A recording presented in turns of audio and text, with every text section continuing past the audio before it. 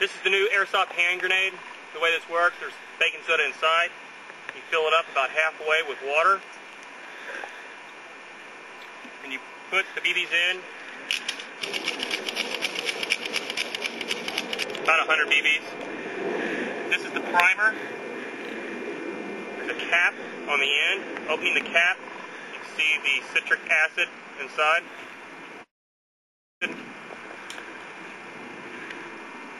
Squeeze it on tight. Put the cap on top of the grenade. Shake it up real good. You can carry that around with you. When you're ready to detonate it, you pull the pin to show how.